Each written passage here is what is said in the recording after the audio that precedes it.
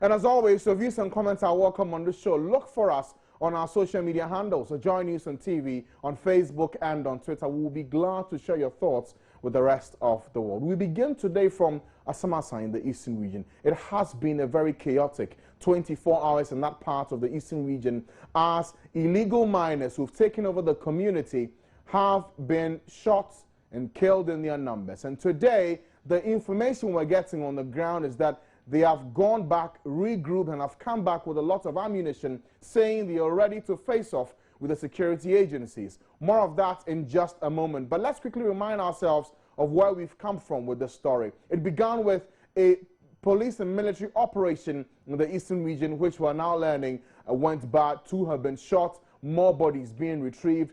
Let's remind ourselves of what happened. Latif Idris was there, and need I say, viewer discretion is advised, but this is details of us at the front line covering the story for you. Right now, we can hear in the background sounds of gunshots by the police and the military who are currently undertaking an operation here in Asamama, in the eastern region, where we've had illegal mining activity taking place over the years. As you can hear, that is the sound of gunshots fired by the police, and we have the young men who are trying to counter the activities of the police here. I have one such gentleman here with me, and he's going to tell us exactly what he makes of the situation. And now it's getting chaos. We have to run for our lives now. But we have to stand here. So I want you to tell us exactly what is going on here. Right now we are paying 50 million on each boat. 50 million. But right now, we no work. How come? We have to throw a what? Right now, somebody of our robbers are still over there. But right now, big man. It's okay. Oh, yeah, catch you, man. Catch you. I'm sorry, can I explain to so, yeah, what's wrong with saying? Ceciano, both we are 50 million. 50 million, obey the money. Yeah, yes, wow. Almost say the money here. I can't go there. I'm not going to do. See, I'm machines. I have I'm machines, no. It's the company. Aha. So that's the all. All right, thank you. So the police and the military have finally managed to disperse the angry residents. The one is there.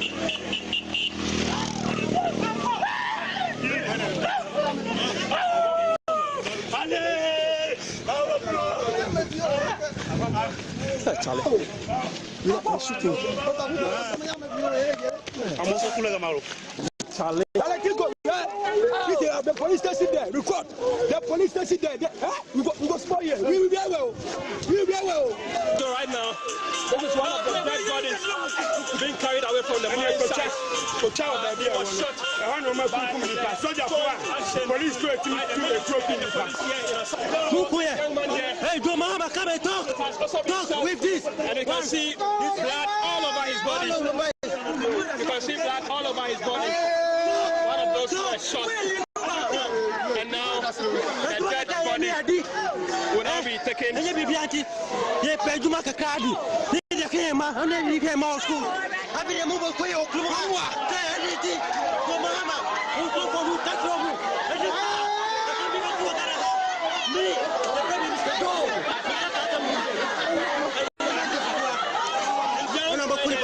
By the police here in the mining town of Asamama, in the eastern region, and there you have it, the whole town of Asamama. This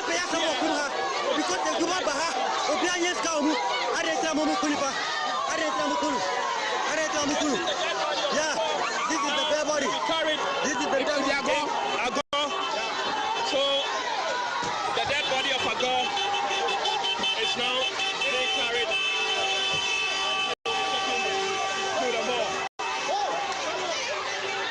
So Asamama is on lockdown right now.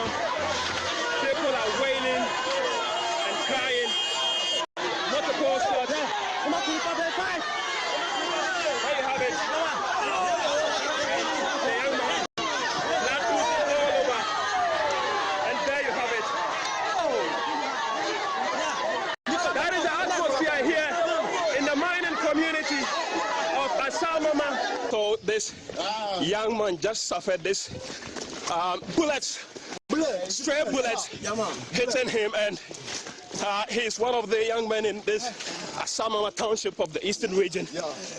and the situation here is very chaotic, and we can still hear sounds of gunshots in the background, and the operation of the police is still underway. Roadblocks throughout. Wherever you pass, there are roadblocks all over the place. This is one such roadblocks mounted by the residents of this community, who are now in a very fierce battle with the police and the military, who are undertaking an operation here at Asamama.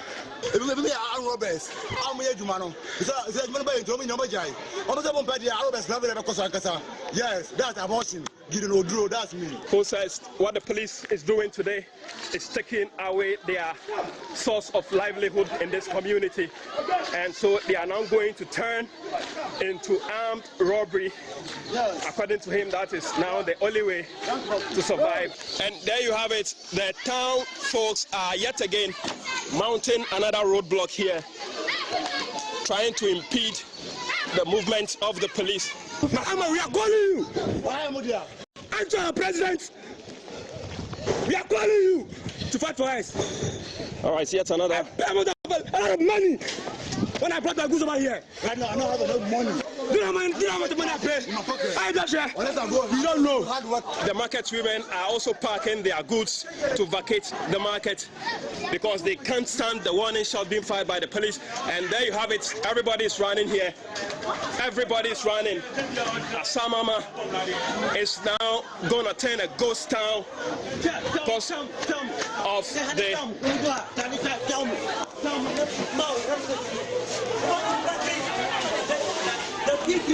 And the police are marching on. In the background you can see them, and everybody is running in this community.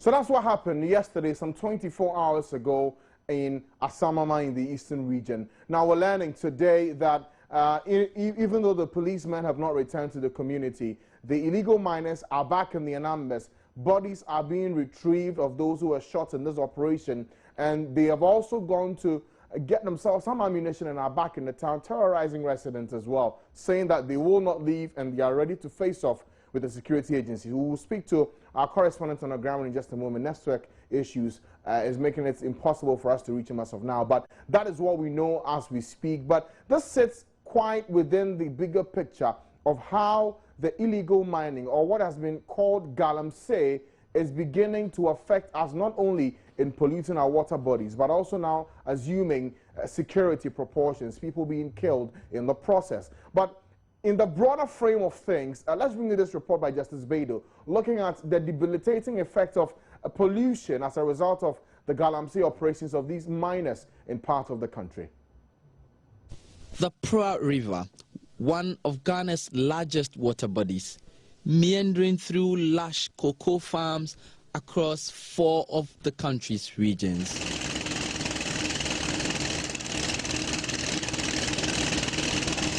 On its banks, illegal miners, locally known as Galamsey, are hard at work. All along the course of the Pra, hundreds of machines like these in the background work day and night digging for gold from underneath the water. None of the boys I've met here would agree to speak with me on camera, but in private, they tell me the work they do here is a choice between life and death.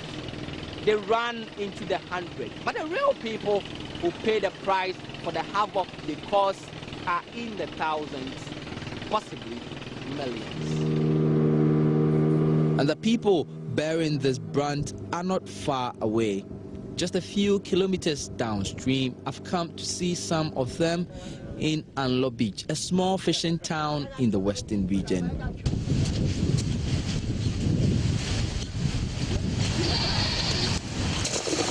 To see what impact Galamsey mines have on lives here, I've spent more than 5 hours watching 33-year-old Komla casting his fishing nets.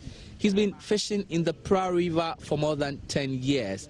For him, he says times have never been this tough.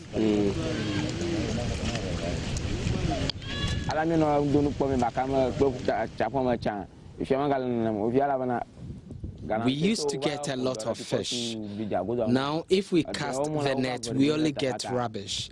Even today, I cast a net and got nothing. Life is getting tough. After 5 hours of waiting to bring out the net, this small fingerling is all we get. Instead, there's a lot of waste in the net. During the washing of the gold into the river, the mercury, which is used in refining some of the gold, has destroyed the water, not only the mud, because the mercury getting into the water increases the high turbidity. So the chemicals kills the germs, or maybe let's say the fish species in the water. And the estuary or the river serves as the breeding habitat for most of the pregnant fishes. They come and they lay their eggs here. So if there is high increase in the chemical, it destroys some of these eggs that are being laid down. The mud from the Galamsey makes it difficult for the fishes to lay eggs. The fingerlings can't grow. Now people are also cutting the trees from the river, and that is making things worse.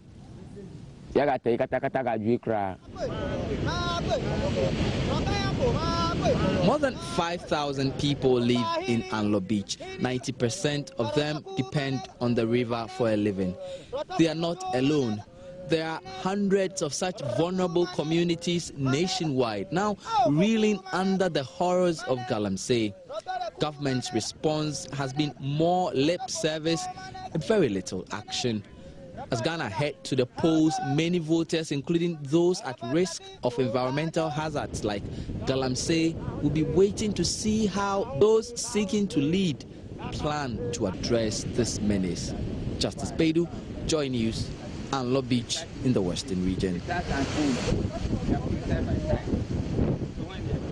So we may see the effects of this Galamsey operations, and as you can imagine, it has been a national problem on our hands. After the short break, we will begin to explore our options and what needs to be done to fix this, because it's not only affecting those who are in the business and communities. The vegetative cover is growing gradually. Access to potable water is also being threatened as a result. Details of that and some analysis for you here after this break. Just water bodies.